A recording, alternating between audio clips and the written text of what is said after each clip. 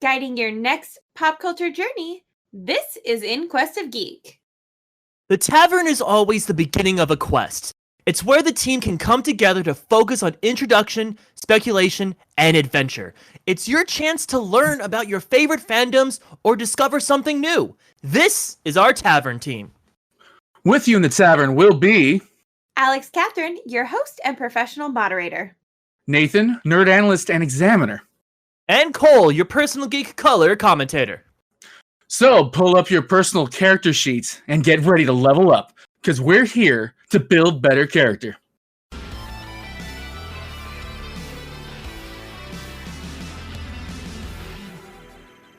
Welcome to the Tavern team. Grab a chair and join the crew. Tonight's quest, we have Amazon's original series, Invincible. Oh my god. Okay, so I am so ready to talk about this. I knew nothing about Invincible going into this week, and now I'm one of the I love and I'm a huge fan of this franchise now. Like, as you should be, man. To read the comic? Oh, I'm sorry, what? Fan enough to read the comic? Actually, no. Fan enough. No, here's the thing. How dare you? No. I would totally read the comic if I wasn't engrossed in the show. And I'm treating Invincible the same way that I'm treating The Walking Dead. And it is that once I finish a season, I will gladly ask Invincible fans, like, what can I read? Because I don't want to spoil what I think is going to happen. Because Invincible's over.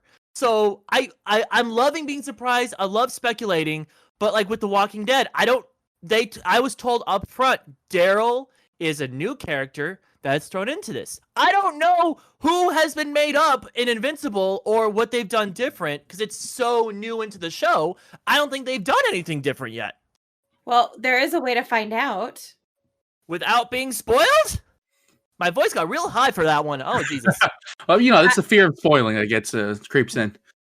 Cole, of all people, isn't allowed to have a fear of spoiling. I'm allowed to be afraid because no one gives a... Sorry, Anthony. Gives a about spoiling things to me because of what I've done to them. There are so many people with a grudge against me that are ready to just be like, my time has come, and then just like say Gandalf kills Dumbledore. So like I'm not ready. I gotta be careful when it comes to looking up stuff.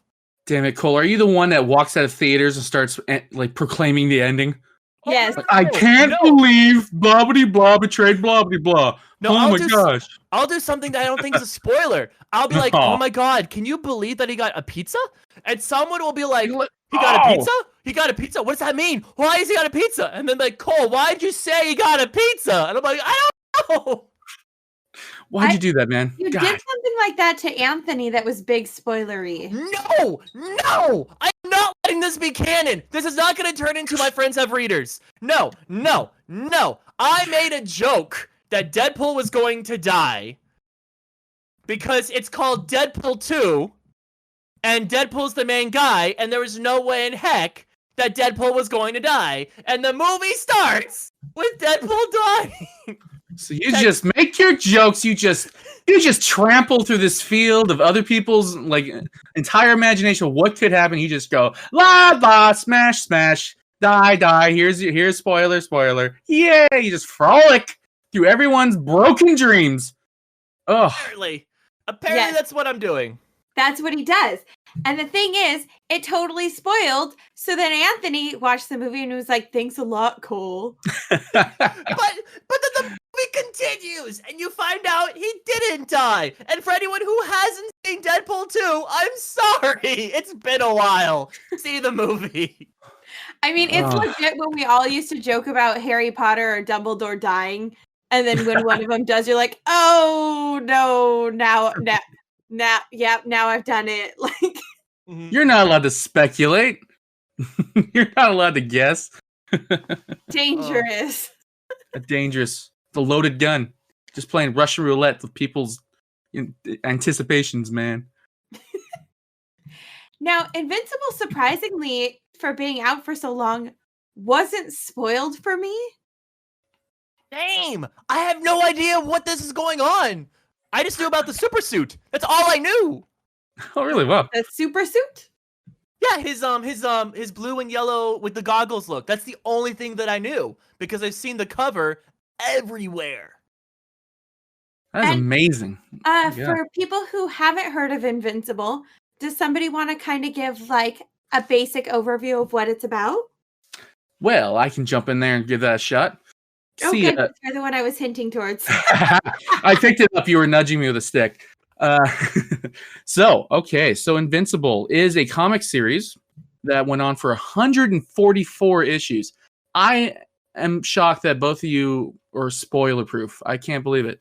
Like it's This is the same creator that made Walking Dead. Like this guy's he's got some heft, and the fact that you didn't get spoiled is a blessing. You guys get to watch this with brand new, just hopeful, wonderful eyes. You don't know what's going to happen, but I do know what happens if he follows the storyline of the comic book, and it is good stuff. So I can I'm spoil going to that. ruin it for you all right And now that I have you in my clutches, and I can finally, this is the payment, Cole. I did all this just to get close enough to spoil everything. Jason sends his regards. Oh no! Oh my god. The best part would be if you had a scroll and you were like, let me tell you all the people I'm spoiling this for. And then you just start reading the list. Please, Cole, tell me your favorite character. I'd like to know. Oh god. I'm just now picturing you just got the Winds of Castamere just playing. Yes, I never know the song title. Thank you. I just remember that one because it's the Reigns of Castamere. I apologize. I did it wrong right off the bat. The Reigns of Castamere.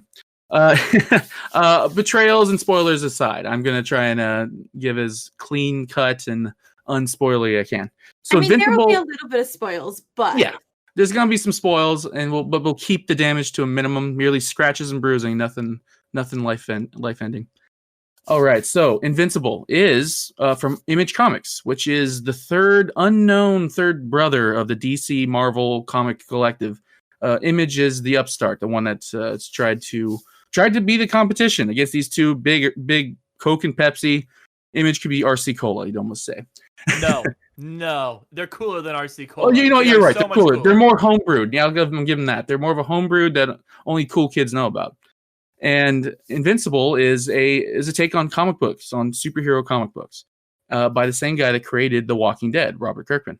And what Invincible is the story of this just kind of it's so many kind of different elements to it. It's got part slice of life, part just kind of origin story, it's also just a very heartfelt and very almost matter of fact at times approach at what superheroing would be like, especially with kind of like the rules that Marvel and DC kind of set up.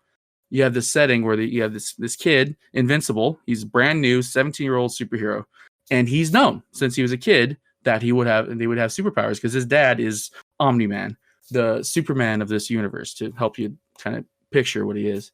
And then there is a twist. Everything is set up with the most almost it's just deceptively enough like every comic book you've read before, and then the rug gets pulled out from you, and it has 144 issues. I can proudly say that they were able to always surprise and always have a different angle. And the show, man, it is taking from the comic in all the best ways. And it is animated. Yes. I think I said that, but now I can't remember. So just in case. Just so you know. Because I am bringing the comic book a lot, mentioning that a lot. And this is for the anime. What we're talking about is the animated series. Yes. Now, obviously, there's going to be a lot of crossover between what we're talking about with the animated series and the comic, but we're mainly going to be focusing on the animated series. So let's talk about kind of the references that we're seeing between DC Marvel-ish and the characters that we're seeing on screen. Okay. Did you guys want to start with the main characters, or do you want to start with Guardians of the Globe? I think for that, the comparisons, it's easiest with Guardians of the Globe, because they are strictly based off the Justice League of America. You have Darkwing, which is based off Batman, War Woman, who is based off Wonder Woman, Red Rush, who is based off The Flash, Aquarius, who's based off Aquaman, Martian Man, based off Martian Manhunter, and the Green Ghost, who's based off Green Lantern.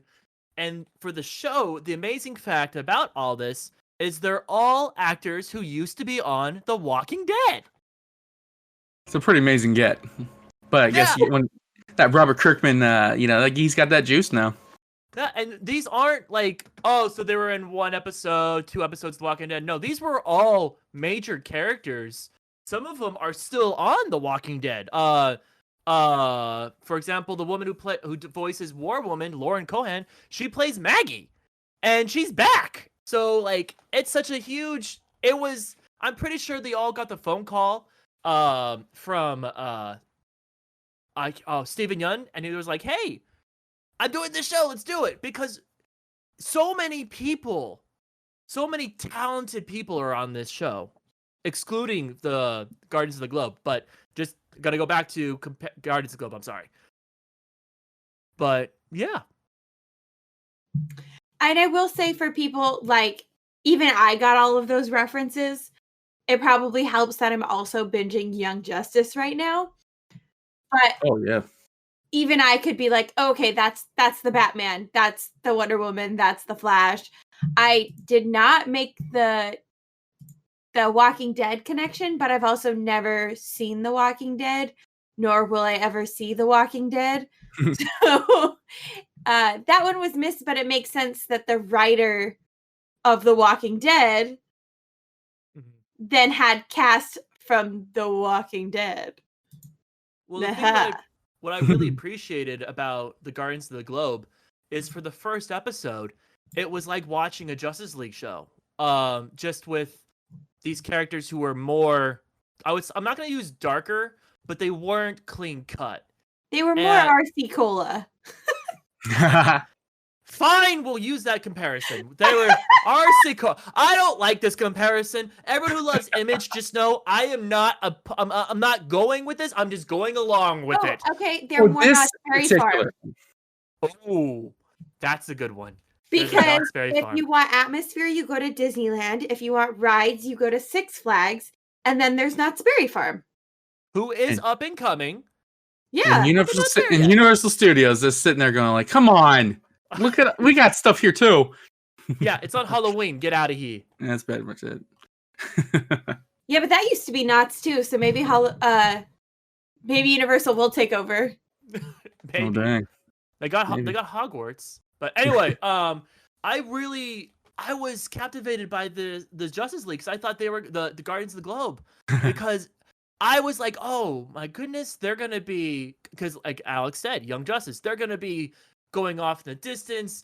They're going to kind of help solve things. Omni-Man's clearly Superman, so even though they don't get along, I'm just so curious about where this is going.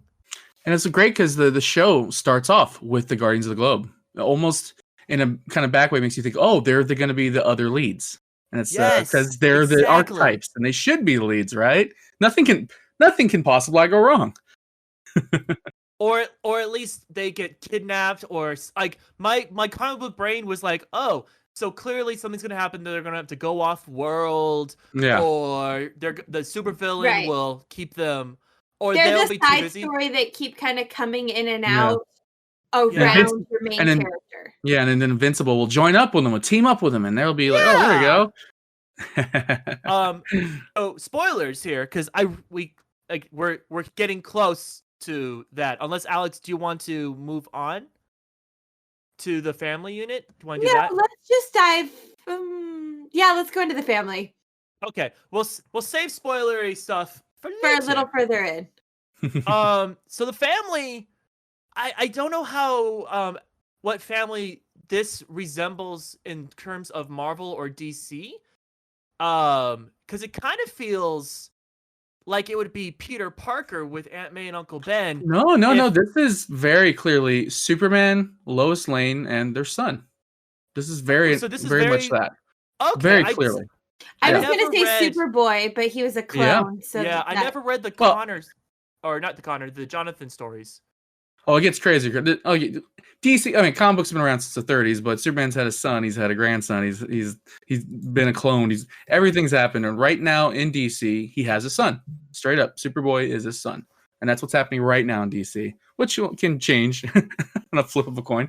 Yeah, but give it time. Yeah, give it time. So I was right on the reference on this one. Absolutely. Boom, 2 for 2. Boom. So, Nathan, since you've read the comic, I am curious: is Debbie Grayson as awesome as she is in the show? Yeah, I think I'm actually no, they beefed her up in the show. Like they like in the comics, she takes a lot longer to really come into her own. I think the show is learning some stuff that the comic took longer to learn. Is put some more depth in all your characters and do it fast. Like why not like Debbie off the bat? Why not get an idea of what she's made of? I would say that's definitely a TV difference though, because Yeah. you don't really have time for those slow builds if you want a show to last nowadays. You have to get people involved and invested quickly, or your show's not going to get a second season. Whereas comics, because they know where the story is going, I feel like they can get away with moving a little slower on certain characters because they know they're going to come up big later. Well, Sandra Oh and Steven Yeun have amazing chemistry. Even though it's animated in sister voice, you can tell there's a connection between those two. And I don't know.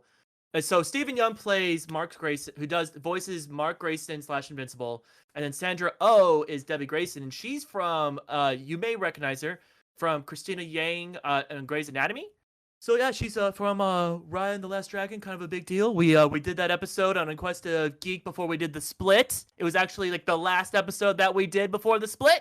So it was really cool. But anyway, like Steven Yeun, an Academy nominated actor. Christina Yang, epic. I don't know if she's been nominated for an Academy, but like super talented. And then you have J.K. Simmons as Omni-Man. My boy J.K. Simmons, man. God, I love that voice. Okay, I was waiting to see which reference Cole was going to go with, though. Oh, yeah, here we go. I feel like of all the things he's done that's really incredible, you're going to pick something stupid. No. I did not pick something stupid. I picked the most well-known. I thought of the general audience here. There it is. And, oh, by the way, Nathan, I don't know if you know this, but Alex will always salute if you say general. Well, I mean, that's how I met her mother. Listen, we'll keep this to a private discussion. Private discussion? Private discussion. But I went with what everyone knows. Yes, J.K. Simmons has been around, and he's been in amazing films and done amazing roles from Juno all the way to the Mexican. Like, I love J.K. Simmons, but if you go, oh, the guy who plays J. Jonah Jameson, everyone in their grandmother knows. Who? I think Alex was waiting to just say who, just to hurt both of us. Just to hurt us. J. Jonah Jameson, he should have gotten an Oscar for that. He should have. No, legit, though, what movie are we in? Okay, here's a hint. Thwip? Thwip? Does that help you? Do you know the character? Thwip. He's got a sense about himself sometimes. Oh, Spider-Man. There we go. Wait, for which one? There's like 15 million. Yes. The first three. And the very recent last one. Wait, let's try that again because there's still 5 million. Are we... So the first three with what was it? Sam? No, wait, I'm saying his name wrong. Sam Raimi. Sam Raimi. Oh, there. Yeah, I was going to say Sam Rockwell. I was like, that's wrong. That's way wrong. Helpful, you guys. So Alex, the big ones that started pretty much the superhero everything. Yes, the original Spider-Man movies, Alex. Okay, like the one that everybody Tobey Maguire for liking the second one as your favorite. Yes. Got it. Yeah. So he was J. Jonah Jameson, and he didn't just change the. We're not going to talk about that. No, we're going to We're going off topic. We're going off topic. We got me about Spider-Man. Also, he was the bomb in Whiplash, yo. He was. Ah, I anyway, haven't seen that either. But he You was gotta see that. he was Mayor Lionheart in Zootopia. Yes, he was. the And- point is, He was And Henry he was Cora. and he was Commissioner Gordon. instead of 6 degrees of Kevin Bacon, you can easily do 6 Oh, yeah. degrees of J.K. Simmons. The man has been in everything and done everything, and you've all seen him without knowing that you've seen him. You just know, Yeah. like, oh, it's that guy. But him as Omni-Man was perfect Oh, because he was sarcastic. He was like you could tell he was like that dad's dad, like he doesn't know how to open up, but he also cares about his family. But the twist at the end just took us all by surprise. But I just his voice was just perfect for the kind of character Omni-Man is in this show. And he's got to do a lot of heavy I lifting. was right. He is in Law and Order. Okay, I feel better now. Who isn't in Law and Order? Yeah, that one's kind of like, well, I'm pretty sure everyone's been in Law and Order. I've been in Law and Order. Isn't he also in The Closer? You haven't been in Law and Order. No, he's been arrested. It's a totally different thing. Yeah, no, Right, I got the real Law and Dun, Order. dun. I think I know Cole was one of the people that helped help the cops find a guy. That's right. Oh yeah, I was just lifting boxes over here and there's some dead body over here. Oh god. Now that covers the family, but we still have one more team of superheroes that we meet. Yes. So let's talk about the teenage superheroes, which that's not their name. They have a name which was really similar to that. Teen Team. Teen Team. Oh my god, is it really? Okay. So I read that and went, that's not right. And I wrote teenage superheroes. I honestly thought that was a typo. No, it's just as dumb as it sounds. Yeah. Teen Team. Because it was a throwaway Although we're line. Tavern Team, so I feel like Yeah. We really can't start. Yeah, let's not start throwing hands right now because we're gonna get hit too. It's dumb as Tavern Teen Team, right? And we're not teenagers, so. Okay, we got to start a new podcast with just teenagers. Oh man. Tavern Teen Team. Tavern Just Teen Team. to say it all the time. God, I think we're just gonna get a bunch of Rexplodes on our podcast. Oh my god, I hated Rexplode so much. Ditto. He's supposed to be hateable, and he's really doing his best to make sure we do. Jason Matsukas? I can never say his last name correctly. That's pretty close. He does an amazing job of being someone you want to punch in the face. All the time. He thrives in that. Yeah, and I'll give that actor so much credit because you know it's. I mean, he's getting typecasted at this point, but he's really funny, and he does a really good job of channeling douchery, and especially when it comes to Rexplode. I was like, this is, if you're playing, like, let's say Masks, for example. If we were playing Masks right now, he would be the one that you're just like, oh, buddy, don't make that decision. Yes, we can seduce. Yes. Yes. I want to seduce. Oh gosh. All right. I want to seduce the tree. It's a tree. I want to seduce the tree. No, at this point, you're just molesting the tree. It's a totally different. And he'd make that move, yeah.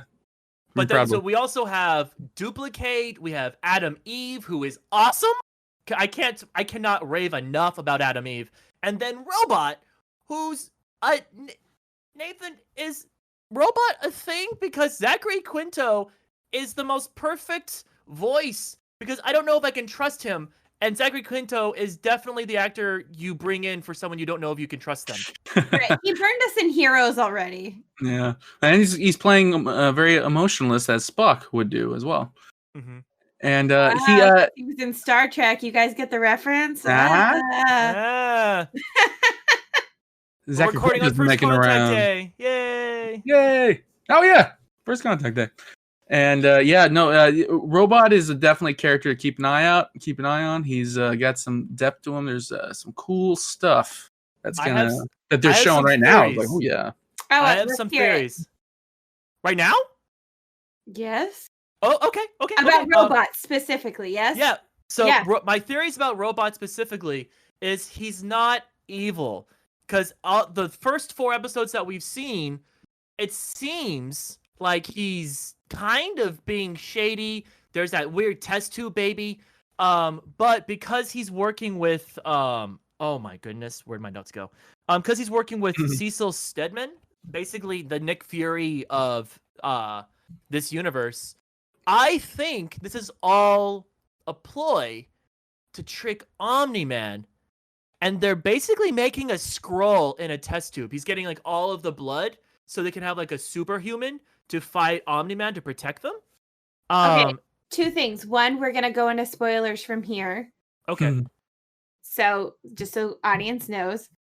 And two, does Rexplode actually have superpowers? He does. It's like Gambit. He basically makes things explode. Came from the X-Men. Oh, I thought the things just exploded and he was just throwing them. He's just throwing grenades. Like, look, I have the Robin, you know, like, look, I have these things, and they go beep beep beep beep boom. Like that's what I thought. I didn't realize he had an actual power. Yeah, he's got an actual power. They just haven't really showed it very well. Of like him, they never took a second to go like he grabs some rock or something and makes it explode or something. They didn't do that yet. But yeah, he actually does have a power. Got it. So that's what I think, Rob. I don't think and why would he need to trick Omni-Man, Cole? Now that we're going into the spoilers section of things. That makes way more sense why you're saying that, because I was like, what'd I say? I was good. I was good. You were good, but you had a really good segue, and I feel like we're halfway through the show. We should segue into that. Okay. So the Guardians of the Globe gets brutally murdered, and Omni-Man is found knocked unconscious, and no one knows what happened, and Omni-Man is saying, I was attacked from surprise, it was a trap, and Cecil Stedman, the government official, like I said, the Nick Fury of this universe, is very suspect of him. And then it's looking like all of the evidence is Omni-Man, and what we see as the viewer is Omni-Man brutally murdering the Guardians of the Globe the second he finds out his son has superpowers. Now, that's the drop. That's what sucked me into this show. I was going from like, all right, this is fine. All right, yeah. I get it. And then that scene happened, and I went, oh my God. Which is a really interesting choice, because instead of, and I'm sure they do this in the comic too, but Nathan can confirm that or deny it for me. But which would you require? No, ahead of time. You tell me. Okay. Kind of interesting to me that we get to actually see him murder the team instead of following the other side of it where we're trying to solve it and then we're surprised at the other end of it. We actually see it happen, and I thought that was such an interesting choice. Yeah. Well, the thing that blew my mind is, so you know how the speedster Red Rush is saving everyone, so Omni-Man goes for him first? Yeah. When he crushes his head. Oh, I'm sorry, Alex. You're putting Alex through some emotional turmoil right now. Well, this is a bad joke, and I apologize for Walking Dead fans. But the voice of Red Rush is Michael Cudlitz, and that was Abraham. So basically, in Richard Kirk. Oh, sorry. Robert, you were right the first time. Oh, thank you. I got it in my head. Yeah. In Robert Kirkman's adaptations, Michael Cudlitz can only play people who gets their head smashed in. And I can't. That's like the girl from Grey's Anatomy who, as soon as you see her, you know she's gonna die. I'm gonna say yes, though I have no idea who you're talking about. Lexi, and then she was in Supergirl. Okay, so in Grey's Anatomy, Grey's sister or half sister is Lexi, and she dies in a plane crash.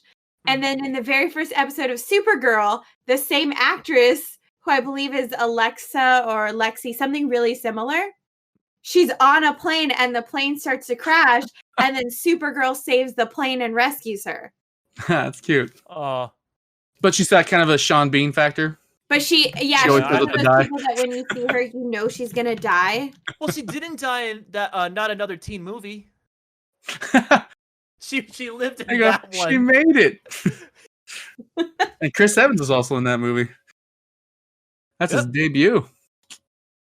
But yeah, no, like when I saw that, I was laughing so hard. But they all, when they were all like, "Why are you doing this?" I was like, "This feels like Superman betraying the Justice League," and especially the way Omni-Man smirked when he killed Darkwing. No, not Darkwing. Yeah, Darkwing. I keep thinking Darkwing Duck, and I'm messing up. When he killed Well, it's Darkwing, dangerous he now, smirks. right? Hey! He tried being dangerous. Oh my God! Can we talk about when he threw the villain into outer space? That's the Immortal. Yeah, that was a genius move. I couldn't. When in doubt, throw him into the orbit. I was like, what? Yeah, man. Really, if It's solid advice. it's solid. Like it's like, okay, so might as well throw you into space if I can. Why mess around and try and talk you down, or just throw you into space? Oh my God! It's a genius move. It really is. It's murder. Oh. I mean, straight up killing. So you're like, oh, jeez. Now, one of the characters that I really enjoyed, who also died but not in the room, was Damien Darkblood. Oh no, he didn't die. He was just sent home. Yeah, I was like, wait, he Which didn't is die? technically worse. Which is technically worse. Oh, But he left before. especially when he was like, I didn't think. Wait. What? Wait. Yes. Wait. Allow me to explain. Are you saying he can come back? Yes. Well, he was in hell before. How did he get out before? I mean, if he did it once. Nathan, explain to the audience who this character is so they'll understand my moment. So, Damien Darkblood is a demon detective, and that's kind of like a call on like Hellboy, and like he's just your usual, detective with the thing, the defective detective, and all these, that he's got his thing, and he's like Hellboy as a detective. Yeah, voiced by Krusty Krabs. And Is it really? Yeah. And he once he's more that's right. He's more of a combination between Hellboy and the Demon from Etrigan the Demon from DC Comics. And he's just kind of combination of those two, turned into kind of a detective. And the character, I mean, he's a demon, so he was in hell before and he escaped and he's been, trying to stay out, but that doesn't mean, come on. If you jailbreak artists break out of jail, that's what they do. And he's the one who 100% suspects Omni-Man for this murder, and he's not wrong. But the thing that made me amazed was it was Cecil who banished him, and he was like, I can't have you outing him before I find out why. And I was like, that's such a dumb move. Yeah, why not just work with him? Yes. Because Cecil doesn't trust anybody, and you see that from the beginning. Cecil does not trust what he can't control, and you start seeing that more and more as the episodes are going along. You're like, wow, Cecil just makes decisions. Because think of it this way too: Cecil is everything decision he makes is saving the planet, like numbers against morality. That kind of for thing. everyone at home, it's so much easier just to, when you look at him, just think, how would Nick Fury react? Because they are almost exactly the same. Nick Fury that didn't quite try to create Avengers. He's just using what he's got. Yeah. Like Nick actually is a believer. Like the difference. Cecil, not so much a believer. And it's more like more and more the means. Like exactly. Okay, if I move this chess piece here, they'll take care of that. Whereas Nick Fury was like, I believe in you. You can do this. Come on, Avengers. Yeah, but I would say that was also his way of playing chess. Mm-hmm. It wasn't necessarily because he was just a motivational guy. It's really the means to the end. Ends to the means? Means to the end. Yeah. Means to an end. Means to an end. Like something is not working here. We now have a title for the episode. Ends to a mean. It's very much manipulative, right? He's not rooting them on because he does believe in them. He's rooting them on because he knows that's what works for them. When you coach a team, you have to work with each player how they produce. And some that's produce your by yelling, coach. Some produce. I was. Yeah. Some produce by having a fun moment, motivation, whatever it is. Hey, just relax. It was the back of your hand, right? Get him going. Yeah, I'm kidding. I would never. She would never. I'm sorry. Your Honor, she would never backhand a child that she was teaching. But she would backhand me and Cole for sure. Now, Well, Cole for sure. You're too new. it's happened. The I shouldn't laugh at that. The thing that has me confused, going back to Invincible here, is did Invincible ever meet the demon? No, No, just the mom. just the mom. Yeah. So, do you think, Alex? I'm gonna ask you because Nathan already knows. Do you They think could remember they could always deviate from the comics. Do you think they will, Nathan? I think Robert Kirkman likes to surprise the audience, and that includes comic book readers. There's a good chance he would just go like, "Oh, you thought I was going to do that, did you? That's why I earned your trust, so I could break it." Ooh. Well, okay. Well, then you can answer this then too. But Alex, specifically you, do you think Omni-Man, even though he said he's doing all this for his family, is going to turn on his wife who doesn't trust him anymore, and then Invincible has to protect his mom from Omni-Man about to hit her? Absolutely. Oh God, I'm not ready for that.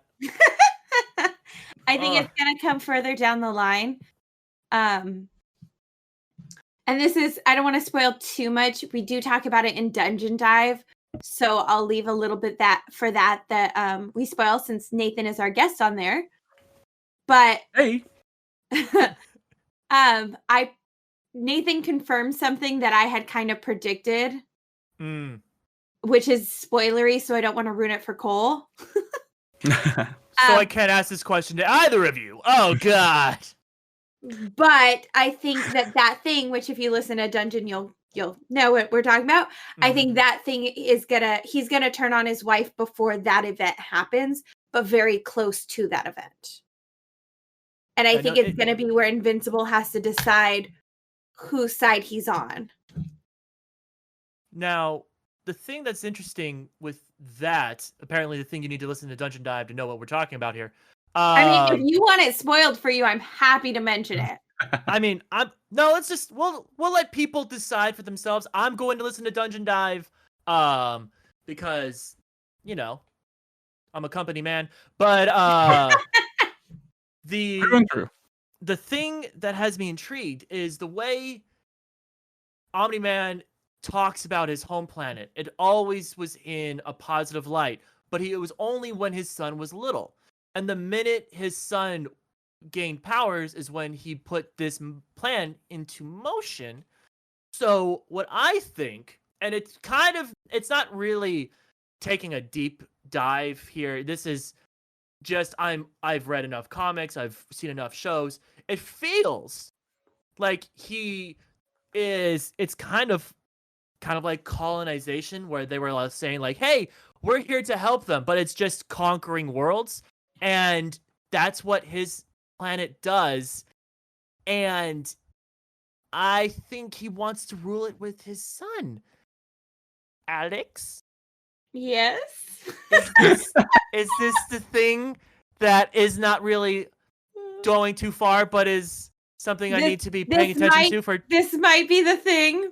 Okay, well, just let you know, I caught it early on. So JPG, if you're listening, you're welcome. I'm learning. I'm adapting. He's growing. He's learning.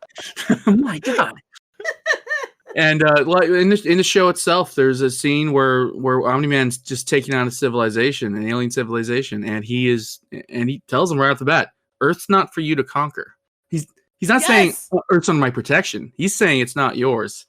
And that's a different thing. He immediately destroys that planet. And I'm like, It's easier to conquer a planet if they love you. Exactly. And I was like, oh, that was when I was like, oh, snap. Because he just showed, like, I can do this in 2 seconds. But they'll rise up. Yeah. See, this was the same line as what gave me the hint. And then Nathan confirmed said things on air. And I was like, I got it. Eureka. Now, I really want to talk about the high school relationship dynamic. Let's do it. Alex, I don't know which way to go with this. I love the love triangle stuff. You love. I do. He's a lover, not a fighter. I'm a huge sucker if there's a love story. I would say it's more of a love square. Or is it Who's the fourth? Well, that square fell apart pretty fast. Yeah.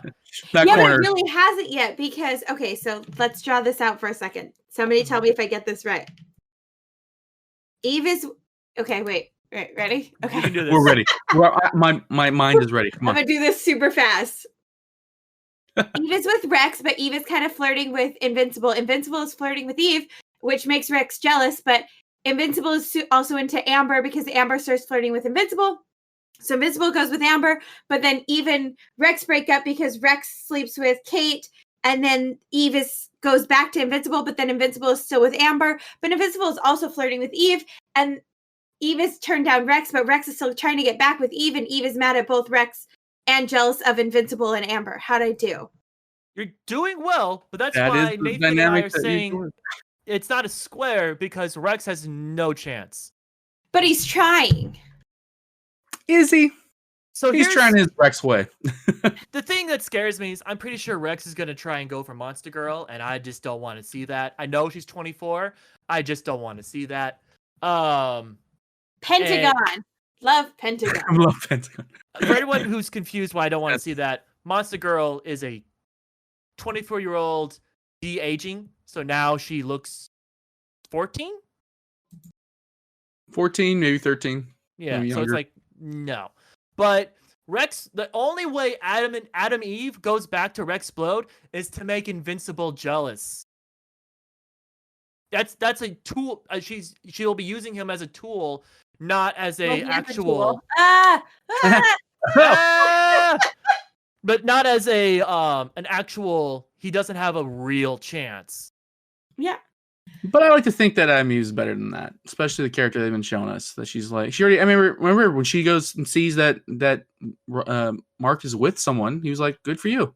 Like, I think she's a good person that doesn't play those kind of games. She's like, that's what I mean. The character they've been showing me on this show, that she's not going to do these weird manipulative stuff.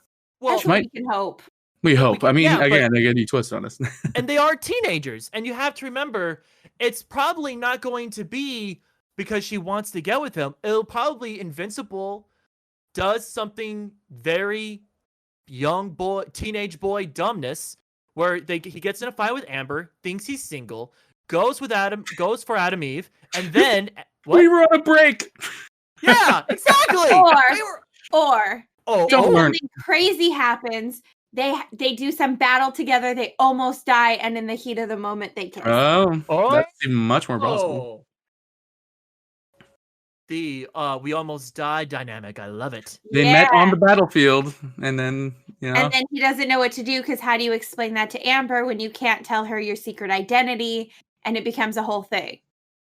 Well, and Amber, being smart, kind of puts some stuff together and goes like, "Wait, you spent a lot of time with her. Why are you feeling so guilt? You, oh my god."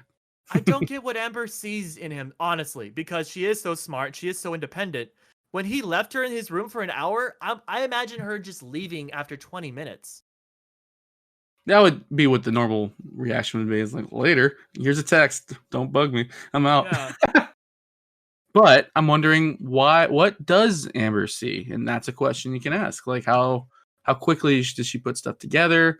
I mean, Mark is not good with his secret identity thing. He's terrible. They both fly from school. Like, they literally just fly from school. Like, you guys. But they all see them outside of school, but nobody notices that they flew. Yeah, no one catches that. It's like, well, psychology says you're not going to notice someone flying if you don't think they're flying. Now, do you think moving forward, the relationships between the team is going to be more important when they fight Omni-Man? Because I'm calling it now. This new teenage Guardians of the Globe is going to be fighting Omni-Man. Well, of course. Maybe Invincible keeps him away from it. It's like fighting. I mean, he's gonna be conflicted. It's his dad. Like, first of all, and then what happened to the Guardians of the Globe? Does he really want his friends to get caught in that meat grinder? There's those questions. Does he join his dad to fight them so he can save them?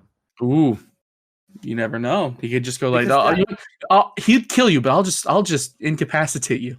Yeah, you'll hate me in the future, but you'll live it's to for hate your me. own good. I can see that happening. That's an where interesting twist. Yeah, it'd be an interesting Yeah, twist. it's dark as hell, but I'm just picturing if JPG was playing Masks. This is the shit he would pull. Sorry, Anthony. I feel like you've been really damaged, Cole. Let me tell you all the ways JPG would kill my character, and this is what I think is gonna happen in Invincible. Probably right. I'm just when it happens, just know I'm making a face, eating popcorn, just like eyes squinty, just eating one kernel at a time, going. Called it. Looks like Jason has taught you well. He's making you stronger for your own good, Cole. Okay, Nathan. Thank him later. From someone who's read the comic and watched these first 4 episodes, what do you think is going to be a thread that they continue going down? Do we have the Mars being the big bad, or do we have oh my god, I want to call him Hellboy. What? No. Damien Darkblood. Darkblood. Do you think Darkblood becomes the plot? Which thread do you think is going to be the next? Either of those are the big bads. Really? Like the big, it's it feels a little more video game in that you got mini bosses and main bosses, and you're gonna have some. I think we're gonna have some mini bosses showing up.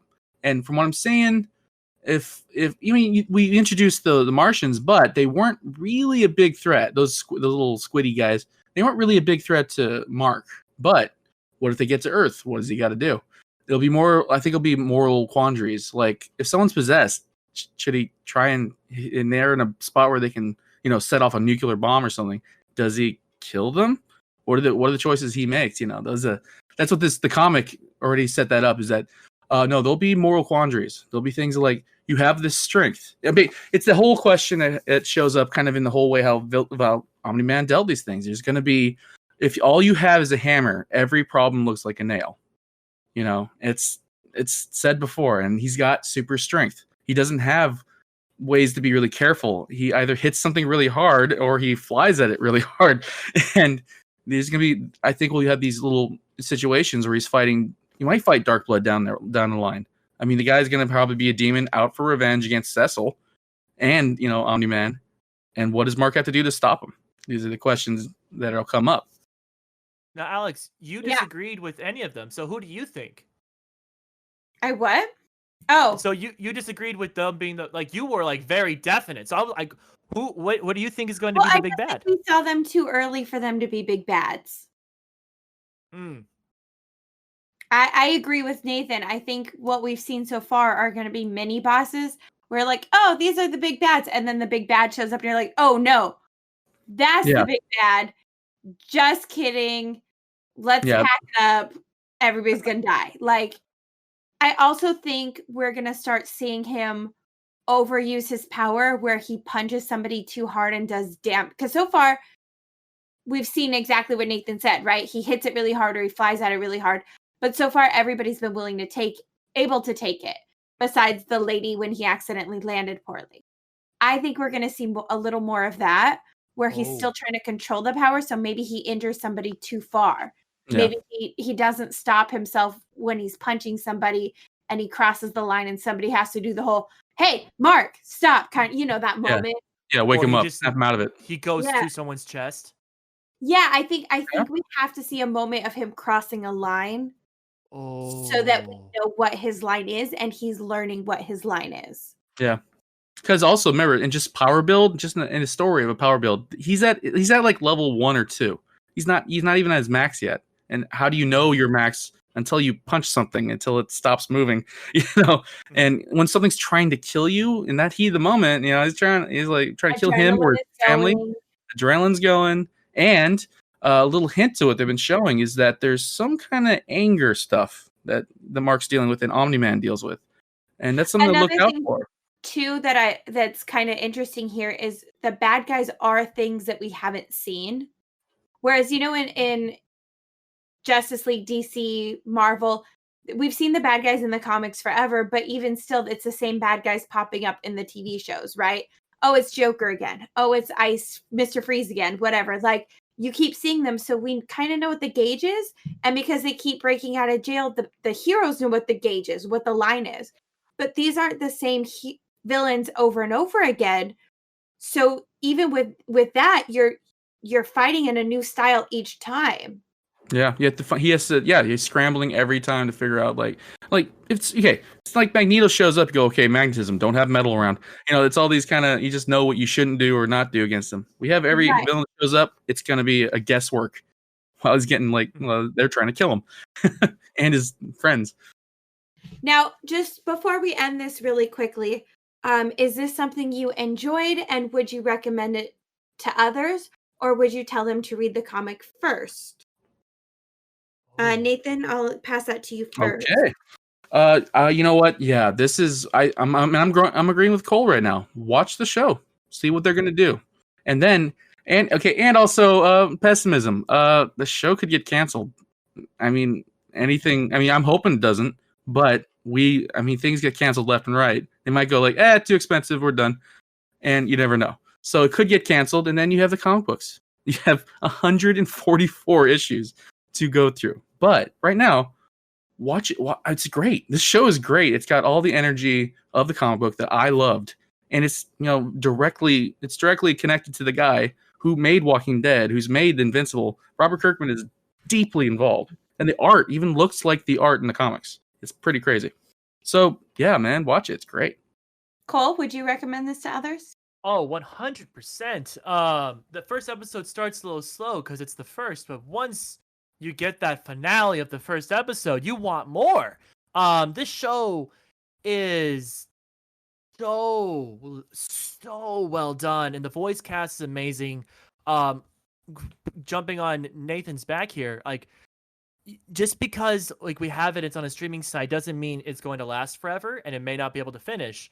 But if you don't know what the comics are going to do, then you can be surprised and enjoy this. And then when it gets canceled, you can just go, all right, well, this is where I left off. Now to the comics.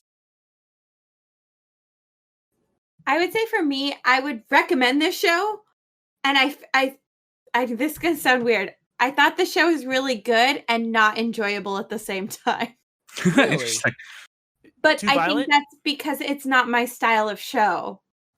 Most of the humor didn't land with me. It's pretty violent, which is not necessarily my style, but it is animated, so I don't think it's as violent as if it were people. But just overall, I think it's a really good show.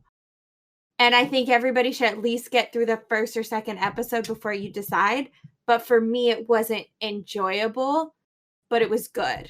Is that a fair statement? That's fair. I would say, to jump on my own points is also, it gets very violent in the first episode, and it probably won't really drop down from that. For who knows, the finale might get even worse. Who knows? And it's totally fair if you're like, I don't really want to see a lot of violence. That's fair. I can give you that. It's a bad show because of that. Because it wasn't. It just wasn't my style of show. Yeah. Where was this level of fairness for the Snyder Cut? The heck, Alex? The heck? I gave it that level of fairness. No, you did not give it that level of poop. It was complete poop. I don't know what to tell you, but I am going to wrap the show up. Guiding your next pop culture journey, this has been an episode of In Quest of Geeks Tavern Team Edition. Please check out our weekly Dungeon Dive and Tavern Team episodes on Apple Podcasts, Google Podcasts, any other podcatchers, and make sure to rate, comment, and subscribe. If you'd like even more adventures with us, our bi-weekly actual play RPG is in the same feed under Issues, where you can listen to us play as teen superheroes using the Masks A New Generation system. Please follow us on social media at In Quest of Geek, and don't forget to subscribe to our weekly Twitch streams at twitch.tv/In Quest of Geek. As we bring this adventure to a close, here's what you can expect from our next episode. So we're going to be doing... Well... Cut me off anytime. We're going to be doing... Still not cutting me off. Cut me off! I just wanted you to drown a little bit. Okay, so the reason Cole is asking me to cut him off this time is because originally we were going to do a silent voice, which is an animation or an animated film that came out in 2016. However, for Dungeon Dive, which is having guests, we got a really awesome guest, and the representation that comes with that is too important for us to rush into it. So we've adjusted the schedule and we're working on what we're going to be doing next week. But that means that'll be a surprise. So be sure to tune in to find out. We don't even know, by the way, yet. But if you follow us on, Twitter, Instagram, I'm sure you'll get a hint, most likely through Twitter, because we're on Twitter now. That's the new thing that 2021 brought is Quest of Geek on Twitter. It's weird. I don't know how I feel about this. Well, thank you for listening, Brave Questers. And remember, use what you've learned today to build better character.